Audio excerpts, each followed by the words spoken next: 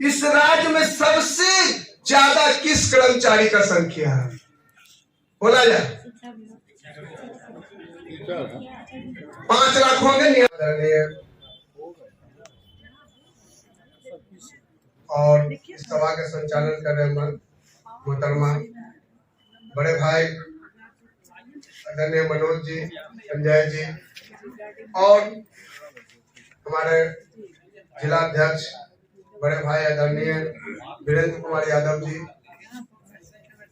उपाध्यक्ष आदरणीय अनिल जी, हमारे मनोज जी, कवरेज अनवर, और हमारे टेट संगठन से हमारे छोटे भाई चंदन पटेल जी, मुकेश राज जी, और तमाम पटना जिला के सहित बिहार के आए हुए कोने कोने से इस पाटलिपुत्र के धरती पर आप लोगों का खैर मकदम करता हूँ, स्वागत करता हूँ। साथियों, नई शिक्षा नीति के ऊपर बड़ी बहस सर भी किए और लोगों ने किए, लेकिन मैं यही एक सवाल आपसे भी, मैं रोजे के हालात में हूँ लेकिन थोड़ी बात बोलूंगा, ज्यादा तो नहीं, तो मैं एक सवाल आपसे करना चाहता हूँ। वो सवाल ये है, कोई भी बड़े से बड़े आप वाहन को बना लीजिए, उसमें एसी लगा दीजिए, दुनिया के वाईफाई सारी सुविधा बना दीजिए, अगर उस वाहन का टायर पंक्चर हो तो क्या वो वाहन चलेगा? आवाज दीजिए, नहीं चलेगा। तो जिसको टायर है वो तो खुशहाल है ही नहीं, उसके भविष्य तो खुद अंधकार में है। कोई भी नीति देश में बना लीजिए, आदरणीय देश के प्रधानमंत्री नरेंद्र मोदी जी, बिहार के मुख्यमंत्री आदरणीय नीतीश कुमार जी, कान खोल कर सुन लीजिए, जब तक देश का शिक्षक भूखा रहेगा, जब तक उसका मान सम्मान खोया रहेगा, तब तक इस देश में कोई नीति नहीं चलेगा। और आपको नीति के सवाल पर मैं बोलना चाहता हूं कि देश एक, संविधान एक, इसकी तिरंगा एक, तो फिर नियमावली अनेक क्यों? समान शिक्षा प्रणाली क्यों नहीं लागू करते हो? राजा का बेटा हो या गरीब का बेटा हो, एक ही बेंच पर बैठेगा जब तक नहीं, तब तक शिक्षा में कोई सुधार नहीं हो सकता है। एसी में बैठकर सारे नियम बना लेते हैं, और वो नियम किस पर लागू होता है?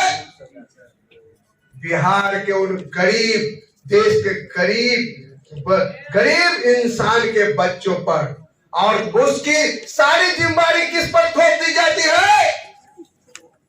हम जैसे शिक्षक पे। अगर बढ़िया हुआ तो बिहार के शिक्षा मंत्री, उस जिला के जिला शिक्षा पदाधिकारी, जिला अधिकारी, और खराब हुआ तो उस जिला का शिक्षक दोषी होता है कि नहीं? और आज बहुत से व्याख्या हो रही थी, बहुत सारे अभिभावक बोले कि हमारे ये मिला वो मिला, लेकिन मिला तो सही, पाया तो सही।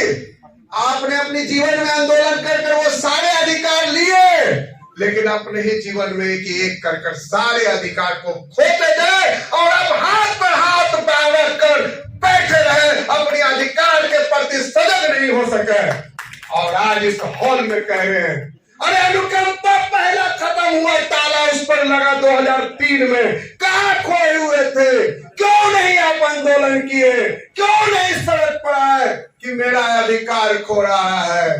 वहीं तक नहीं, आ जाइए, उसके बाद आपका पद समाप्त हुआ, आपका कैडर में ला दिया, फिर भी आप खामोशी से बनकर, मुंह गांधी जी के 3 मूर्ति बनकर देखते रहे, खामोशी से सारे कदमों से कदम मिलाकर सरकार के साथ चलते रहे। हमको क्या हुआ?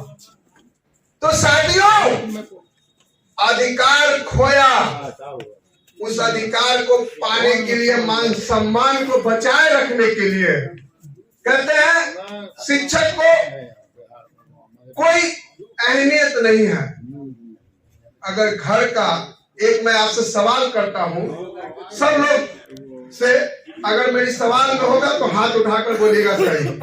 जिस घर के अभिभावक का अगर 5 बेटा हो और अगर वो 5 बेटा में से बड़ा अभिभावक हो, एक बेटा को रोज समाज के सामने गाली देता हो, रोज परिवार में उसको जिल्लत करता हो, तो क्या उसको समाज इज्जत करेगा? हाथ उठाकर बोलिए आप लोग। अरे करेगा? तो वही हाल सरकार की है।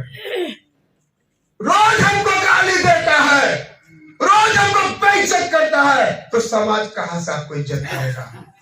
करेगा? हम लोग इससे भोग रहे हैं, रोज 2-2 हाथ कर रहे हैं। जिसको लिखने नहीं आता, पढ़ने नहीं आता, और वो हमारे स्कूल के विद्यालय में आकर हमारे उल्टा सीधा बात बोलते। और आप कहते हैं कि मान सम्मान शिक्षक को। अरे आप तो खुद इज्जत नहीं देते हैं शिक्षक को, सरकारें खुद इज्जत नहीं देती है, तो कहां से इज्जत मिलेगा? इसलिए मैं कहना चाहता हूं, जिंदगी अगर जीना है, अगर जिंदगी जीना है तो जीने की सलीका सीख लो। अगर जिंदगी जीना है तो जीने की सलीका सीख लो।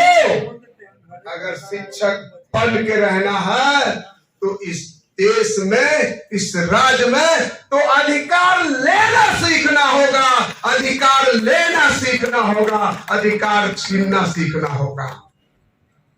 कह रहे थे सर कि हमारे कोई सुनने वाला नहीं है।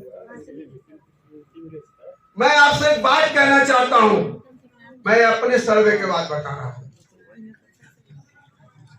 इस राज्य में सबसे ज्यादा किस कर्मचारी का संख्या है? बोला जाए 5 लाख होंगे नियमित नियोजित मिलाकर, है कि नहीं? बोलिए। अगर 5 लाख जिस दिन सड़क पे आ जाए, क्या किसी सरकार की औकात है कि हमारी बात को नहीं सुने? क्या हो सकता है? तो हम लोगों ने पहले एक किताब पढ़ा था, लॉर्ड डलेजी का नीति, फूट डालो राजनीति करो। शिक्षक पर बहुत लागू होता है, बेड़ी से ज्यादा गरेड़ी। और शिक्षक का सबसे ज्यादा अगर सिरिंज कोई लेता है, सिरिंज से खून जांचता है, तो वो कोई और नहीं, कोई और नहीं, वो स्वयं शिक्षक है। क्या ये सत्य है कि गलत है? एक पेड़ से एक कुल्हाड़ी ने कहा कि आज मैं तुम्हें काट दूंगा, आज मैं तुम्हें काट दूंगा। पेड़ ने जवाब दिया कि उस वक्त नहीं काटोगे जब तक मेरा जात तुम्हारे साथ न होगा। क्या लोहा का औकात है? उसमें लकड़ी किसका रहता है? किसका रहता है? इसलिए हमें और आपको चाहिए कि, अब देखिए, नई नीति को मैं पूरा ज्यादा तो नहीं पढ़ा हूं, लेकिन कुछ कुछ मुख्य मुख्य बिंदु पर मैं बात करना चाहता हूं। कहते हैं कि इसमें मैट्रिक का परीक्षा का व्यवस्था समाप्त हो जाएगा। हम शिक्षक समझ सकते हैं क्या ये सही है? क्या सही है? आप बोलिए, शिक्षक है, सबसे पहले आपसे ये सवाल है, क्या ये सही है सर? तो कैसी व्यवस्था होना चाहिए जब आप मैट्रिक को खत्म कर दीजिएगा, इंटर को खत्म कर दीजिएगा, बीए को खत्म कर दीजिएगा, सिर्फ बच्चा स्कूल जाएगा वो और स्कूल से घर आएगा। आप ऐसा व्यवस्था लाना चाहते हैं? ये व्यवस्था सही नहीं। और बड़ी सी इसमें कमियां हैं, बहुत सी अच्छाइयां भी हैं। तो हम इन सारे चीजों को देखते हुए हम आज इस बात को निर्णय लेना चाहिए कि इस तरह हमको बनकर रहना पड़ेगा, इस तरह से हमको बनकर रहना पड़ेगा। जिस दिन अगर इस तरह से बनकर रहिएगा तो ये लाख का है, और ये खुल जाएगा तो ये देख लीजिए क्या है, खाक है। तो हमें सारे अधिकार लेना होगा, खोया हुआ मान सम्मान को फिर से वापस लाना होगा। और ये तब आएगा जब हम इस तरह से एक होकर लड़ेंगे तब। अब ये मत कहिए कि हम जिंदगी दूसरों से शुरू किए और हमने लड़ाइयां लड़कर वेतनमान लागू करवाए, लेकिन आप भी के रिजल्ट में वो वेतनमान समाप्त हुआ और आपने खामोशी से ताली बजाते रहा। ये कोई और नहीं था। इसलिए मैं आपसे इस बात को रखना चाहता हूं अभिभावक महोदय कि आप आगे बढ़िए, हम लोग आपके साथ हैं और आगे भी साथ रहेंगे। इन्हीं बातों को साथ मैं चंद बातें कहकर आपको समाप्त करना चाहता हूं। हर वो फूल खुशबू नहीं देती, हर वो फूल खुशबू नहीं देती, हर वो बाग में चमन नहीं खिलता, हर वो बाग में चमन नहीं खिलता। हर आंदोलन से सीख मिलता है, अधिकार नहीं मिलता। हर आंदोलन से सीख मिलता है, अधिकार नहीं मिलता। अगर अधिकार पाना है तो बड़ी सी समा बांधना होगा, बड़ी सी समा बांधना होगा जिसकी पुकार जमीन से गूंजे, आसमान को कांपना होगा, आसमान को कांपना होगा। तब जाकर आपको अधिकार मिलेगा, तब जाकर आपको अधिकार मिलेगा।